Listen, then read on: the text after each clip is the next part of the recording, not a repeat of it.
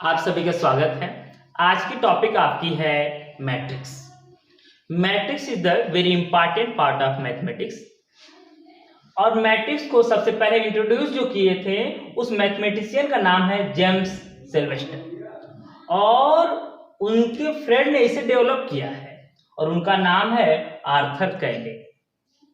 Math में और भी अन्य प्लेस पर, अन्य पार्ट में आपके जो है यूज होते हैं मैट्रिक्स, जैसा कुछ नाम हमने आपको लिख दिया है। अब मैट्रिक्स क्या है? तो यम नंबरों को रेक्टेंगुलर फॉर्म में अरेंज किया जाता है तो उसे हम क्या कहते हैं? मैट्रिक्स। जहां m number of horizontal line को डिनोट करता है और n number of vertical line को डिनोट करता है। यह बात आपको क्लियर समझ में आ गई होगी। देखिए ध्यान से, मैं एक बार फिर से आपको समझा रहा हूं। यम एन जो आपके नंबर हैं, यम एन नंबर हैं, इनको रेक्टेंगल फॉर्म में अरेंज किया जाता है। रेक्टेंगल फॉर्म में अरेंज किया जाता है जहां यम नंबर ऑफ क्या है? Horizontal line, n number of vertical line. It means number of horizontal line, number of horizontal line. और नंबर ऑफ हॉरिजॉन्टल लाइन क्या है? यम है। इसका मतलब ये फर्स्ट लाइन है, हॉरिजॉन्टल लाइन ये क्या फर्स्ट है, यह हॉरिजॉन्टल लाइन सेकंड है, यह हॉरिजॉन्टल लाइन थर्ड है, और इसी तरीके से डैश डैश डैश यह हॉरिजॉन्टल लाइन यम है, यह फोर्थ लाइन है, यह आपकी फिफ्थ लाइन है। डैश डैश हॉरिजॉन्टल लाइन क्या है? यम है। और वर्टिकल लाइन क्या है? Vertical line. जैसे यह फर्स्ट वर्टिकल लाइन है, यह सेकेंड वर्टिकल लाइन है, यह थर्ड वर्टिकल लाइन है, डैश डैश डैश यह आपका nth वर्टिकल लाइन है। इट मीन जो यम नंबर हैं उनको रेक्टेंगल फॉर्म में अरेंज किया जाता है। तो यम क्या है? यम जो डिनोट करता है हॉरिजॉन्टल लाइन को, और यम जो है डिनोट करता है वर्टिकल लाइन को। क्लियर है? कहीं से कोई डाउट नहीं है। ये आपको वर्टिकल लाइन ये फर्स्ट हो गई, ये सेकेंड, ये थर्ड, डैश डैश ये nth line. Horizontal line first, horizontal line second, horizontal line third, dash dash ये। अब आपको हॉरिजॉन्टल लाइन और वर्टिकल लाइन क्या है क्लियर हो गया होगा। जो हॉरिजॉन्टल लाइन होती है उसको हम कहते हैं रो। हॉरिजॉन्टल लाइन को हम क्या कहते हैं? रो। और वर्टिकल लाइन को हम कहते हैं कॉलम। हॉरिजॉन्टल लाइन को हम क्या कहते हैं? रो। और वर्टिकल लाइन को हम क्या कहते हैं? कॉलम। तो जो ये फर्स्ट हॉरिजॉन्टल लाइन है इसका नाम होगा R1, ये सेकेंड हॉरिजॉन्टल लाइन है इसका नाम होगा R2। अब हॉरिजॉन्टल लाइन के प्लेस पर R1 मतलब first row, second row, third row. अब लाइन के प्लेस पर हम इसे क्या बोलेंगे? रो। क्या बोलेंगे? रो। इसे क्या बोलेंगे हम? रो। देखिए first row, second row, third row, fourth row, और ये mth लाइन है तो यह आपका हो गया mth रो। जो वर्टिकल लाइन होती है उसे हम क्या बोलते हैं? कॉलम। जो वर्टिकल लाइन होती है उसे हम कॉलम बोलते हैं। यह फर्स्ट कॉलम, यह सेकेंड कॉलम, यह थर्ड कॉलम, डैश डैश यह nth कॉलम। इट मींस आपको एक बात समझ में आ गई होगी कि हॉरिजॉन्टल लाइन को रो कहते हैं, वर्टिकल लाइन को कॉलम। अब क्या किया जाता है, इसमें जो नंबर यूज होते हैं उन नंबर को हम एलिमेंट कहते हैं। क्या कहते हैं? एलिमेंट, मतलब एलिमेंट्स ऑफ ए मैट्रिक्स। जो नंबर आपके यहां पर यूज किए जाते हैं उन्हें हम क्या कहते हैं? एलिमेंट्स। और इसे हम बिग ब्रैकेट में, इसे हम क्या करते हैं? बिग ब्रैकेट में लिखते हैं। इसे हम बिग ब्रैकेट में लिखते हैं। अब यह भी कहा जा सकता है कि इसे हम स्मॉल ब्रैकेट में लिखते हैं। क्या कहते हैं? स्मॉल ब्रैकेट में लिखते हैं। तो जो ये बिग ब्रैकेट मैंने पहले लिखा था वो मोस्टली मैक्सिमम प्लेस पर वही होता है, स्मॉल ब्रैकेट रेयर कहीं होता है। इसलिए मैं बता दे रहा हूं कि आपके दिमाग में हो, अगर बिग ब्रैकेट का मैट्रिक्स अगर स्मॉल ब्रैकेट में आ जाए तो सेम वही है, उसमें कहीं से कोई डिफरेंस नहीं है, बस रिप्रेजेंट करने का वह सिस्टम है। अब देखिए ध्यान से, जब आपके m नंबर ऑफ रो है और n नंबर ऑफ कॉलम है। तो अब जो है बिग ब्रैकेट के बाद यहां पर जो लिखा जाता है m into n, m into n, देखो m into n, m into n is the represent of क्या, ऑर्डर ऑफ मैट्रिक्स। यह आपके ऑर्डर ऑफ मैट्रिक्स को डिनोट करता है, ऑर्डर ऑफ मैट्रिक्स को डिनोट करता है। अब जैसे एग्जाम्पल मैं आपको दे रहा हूं, ध्यान देखिए एग्जाम्पल के बाद इसी के बेस पर यहां जैसे ध्यान से देखिए, यह आपका 2 है, 3 5 0 7 1। तो यहां पर जो फर्स्ट जो नंबर लिखा जाता है, यहां पर जो नंबर लिखा जाता है वह क्या है, यम क्या है, यम आपके नंबर ऑफ रो है। अब नंबर ऑफ रो कितना है, 1 2 3, मतलब नंबर ऑफ रो कितना है, 3। और जो n है वह नंबर ऑफ क्या है, कॉलम है। तो नंबर ऑफ कॉलम कितना है इसमें, 1 2, इट मींस 2। अब क्या है, यह जो मैट्रिक्स है इस मैट्रिक्स का ऑर्डर क्या है, ऑर्डर ऑफ मैट्रिक्स अगर पूछा जाए इस मैट्रिक्स का क्या है ऑर्डर, मतलब order of matrix, order of matrix equal to 3 into 2, 3 into 2। अब हमें उम्मीद है आपको ऑर्डर ऑफ मैट्रिक्स में कहीं से कोई प्रॉब्लम नहीं है। अगर कोई मैट्रिक्स दिया जाता है तो बड़े आराम से आप ऑर्डर ऑफ मैट्रिक्स बता सकते हैं।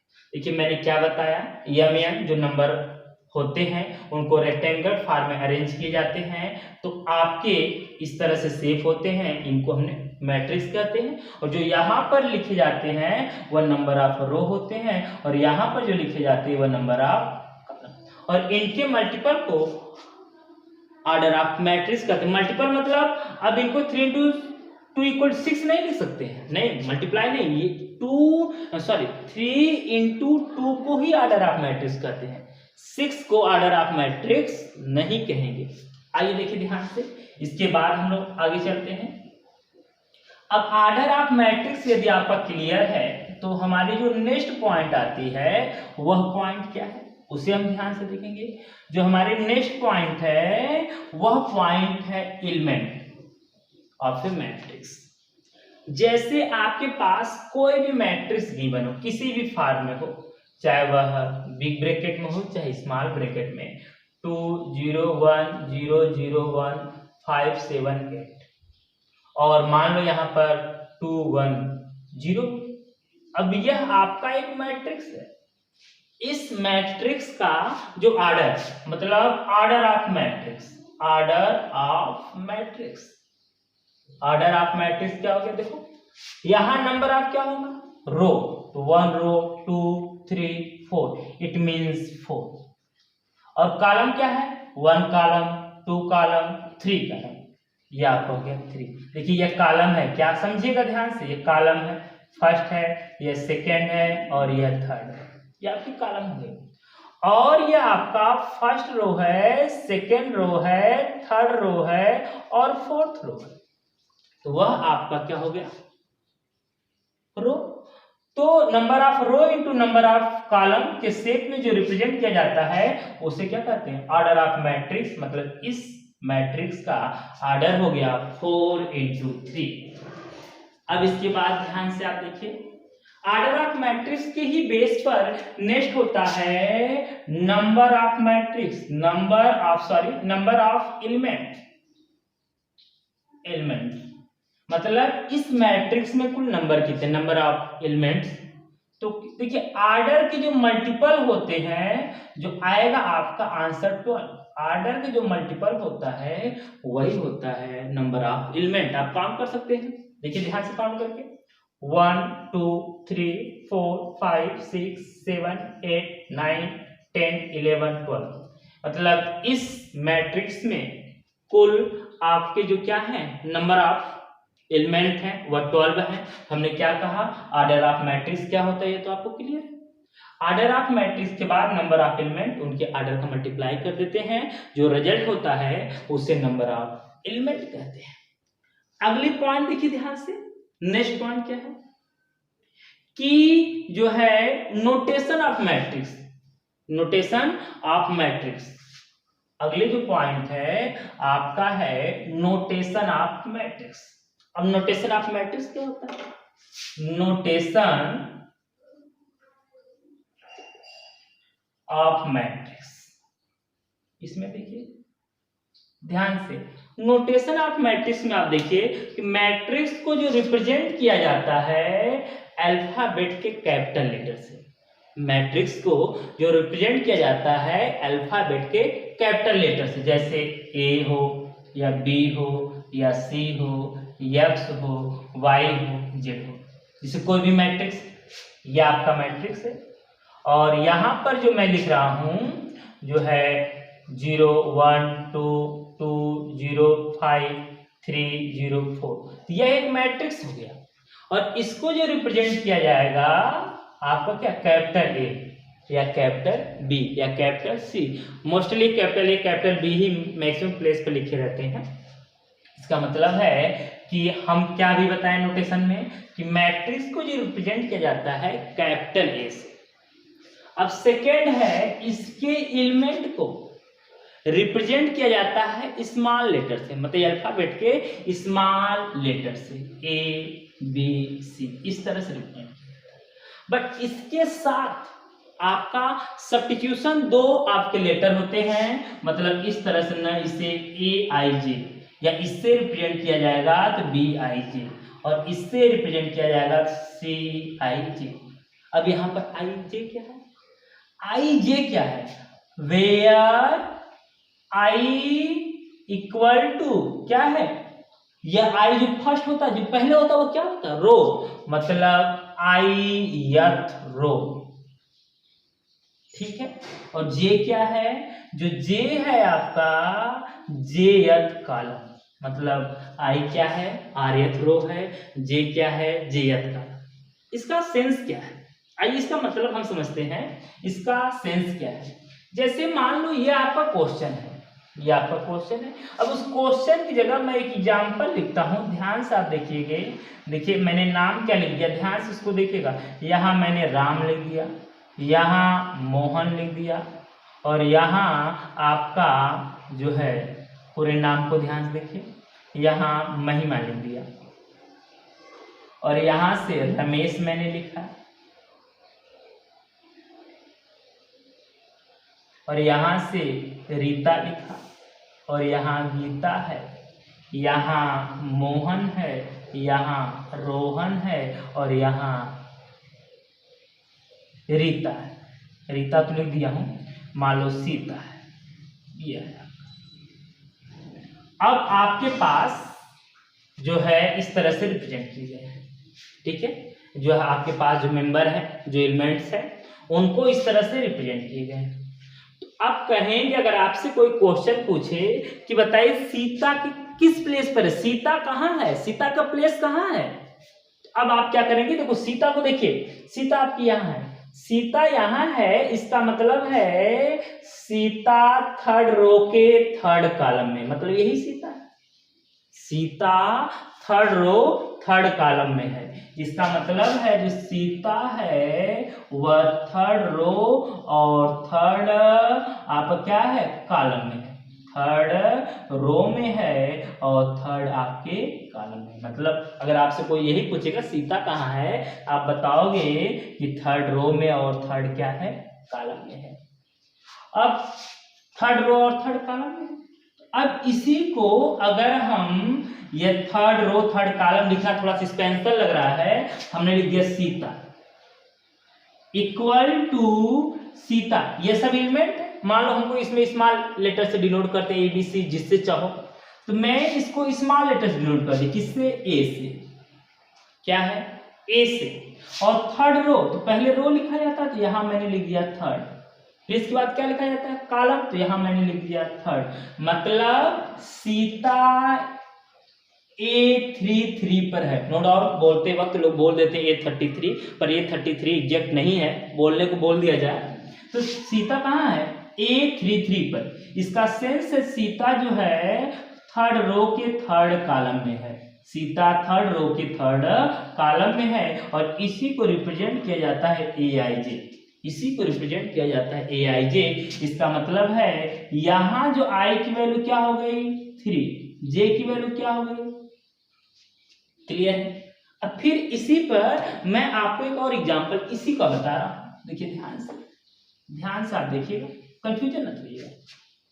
अगर मैंने कहा कि रीता कहाँ है, तो रीता, जब मैं यहाँ रीता लिखता हूं, जब मैं यहाँ क्या लिखता हूं रीता, जब रीता लिखता हूं तो रीता आप क्या बोलोगे, देखिए ध्यान से, रीता सेकेंड रो के सेकेंड कॉलम में, मतलब यही रीता है। रीता जो है सेकेंड रो के सेकेंड कॉलम के साथ है।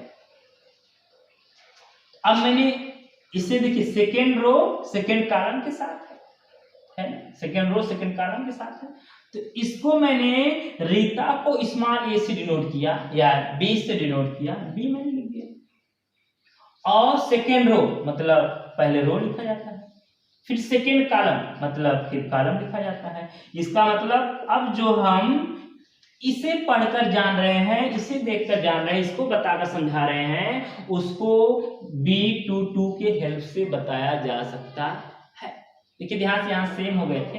अगर मान लो उसकी जगह हम यूज कर दें सपोज दैट जो है रोशन, क्या है, यहां पर मैं लिख दे रहा हूं रोशन। अब देखिए रोशन देखिए कहाँ है, फर्स्ट कॉलम है और सेकेंड रो, मतलब रोशन आपका यही है, रोशन आपका यही है। इसका मतलब रोशन आपका है, यह है सेकेंड क्या है रो में है और फर्स्ट कॉलम के साथ है। अब जो है रोशन तो वही है, अगर मान लो इसको बी से ए से रिप्रेजेंट किया जाए तो ए लिखा गया। अब ए यहाँ सेकेंड रो है, मतलब रो पहले लिखा जाता है, फर्स्ट कॉलम है, कॉलम बाद में लिखा जाता है, मतलब A21 21 नहीं आप बोलेंगे, एग्जैक्टली किसी को बताएंगे, A21 मतलब A21 के प्लेस पर क्या है रोशन है। इसका मतलब है यहां से ए आई जे, आई किसको रिप्रेजेंट कर रहा है रो को, जे जिसको रिप्रेजेंट कर रहा है कॉलम को। इस मतलब सेकेंड रो मैंने क्या लिखा यथ रो, मतलब यहाँ आई की जगह जब मैं यहाँ क्या लिखता हूँ 2, इसका मतलब है 2th रो, और जे की जगह मैं लिखता हूँ 1, इसका मतलब है J1th, क्लियर है 1th। तो मुझे उम्मीद है कि आपको आई जे की बातें मैक्सिमम क्लियर हो गई होगी। आइए एक बार फिर इस पर एक एग्जांपल देखकर आगे चलते हैं। अगर आई जे की बात आपको समझ में आई है, एक देखिए एग्जांपल देता हूं। एग्जांपल जो आपका है थोड़ा सा यह है, थोड़ा सा यह में 2 है 3 है 4 है 5 6 0 1 2 3 और XYZ, मैंने ऐसा कुछ लिख दिया क्योंकि अंदर जो लेटर वो स्मॉल हो। अच्छा अब यहाँ कैपिटल ए, आप सब जानते हो कि जो यह मैट्रिक्स है इसको कैपिटल ए से डिनोट किया जाता है, किसे कैपिटल ए से। तो देखिए जो हमारे टॉपिक उस टॉपिक पे चल रहे हैं, टॉपिक क्या है, अगर आपसे पूछा जाए 6 किस प्लेस पर है, आप बताएंगे क्या सेकेंड रो सेकेंड कॉलम, मतलब A22 इक्वल टू 6। फिर यह क्या है सेकेंड रो फोर्थ कॉलम, इसका मतलब है A24 इक्वल टू Y। मतलब आप ये समझ रहे हो कि यह C1 है और यह C2 है, यह C3 है और यह C4 है, और यह क्या है R1 है, R2 है और यह R3 है। इस तरह से अगर यह बात आपको समझ में आ गई होगी तो जो यह एलिमेंट है इसको क्या लिखेंगे A11, फिर इसे क्या लिखेंगे A12 A13 A12। इसका मतलब देखिए फोर्थ क्या है कॉलम है और फर्स्ट क्या है 1, मतलब क्या है 1 मतलब रो और 4 मतलब कॉलम, मतलब फर्स्ट रो और फोर्थ कॉलम। इसका क्या नाम होगा, देखिए ध्यान से, A21 सेकेंड रो और फर्स्ट कॉलम, सेकेंड रो और फर्स्ट कॉलम। इसी तरह से इसको हम ऐसे लिखते हैं। और इसे भी वही लिख देंगे। अगर आपको मेरी बात समझ में आई होगी तो इसे भी हम वही लिख सकते हैं। क्लियर है? अब देखिए यह क्या है, थर्ड रो थर्ड कॉलम। अब आइए थर्ड कॉलम ये, थर्ड रो यह है और थर्ड कॉलम यह है। इसका मतलब है A33 की वैल्यू आपकी क्या हो गई, देखिए 3। अब यह 24, तो हमने कहा है 24 बोला जा सकता है पर वह एक्चुअली 24 है। तो second row fourth column, second row आपका यह है, फोर्थ कॉलम यह है। यह आपका क्या हो गया, A24 या 24 को हम लिख सकते क्या है, y। इस तरह से यह बात आपको समझ में आ गई होगी। नोटेशन ऑफ मैट्रिक्स में जो मैट्रिक्स होता है उसे कहाँ लिखा जाता है, कैपिटल लेटर के द्वारा लिखा जाता है। मैट्रिक्स को कैसे लिखा जाता है, कैपिटल लेटर के द्वारा रिप्रेजेंट किया जाता है मैट्रिक्स को, और उसके एलिमेंट को स्मॉल लेटर के साथ साथ आपका AIJ की हेल्प से रिप्रेजेंट किया जाता है। क्लियर है? तो मुझे उम्मीद है कि आपको कहीं से कोई प्रॉब्लम नहीं है, कहीं से कोई प्रॉब्लम नहीं तो आप बताइएगा। अब हम आपसे नेक्स्ट क्लास में बातचीत करते हैं। आप सभी का धन्यवाद।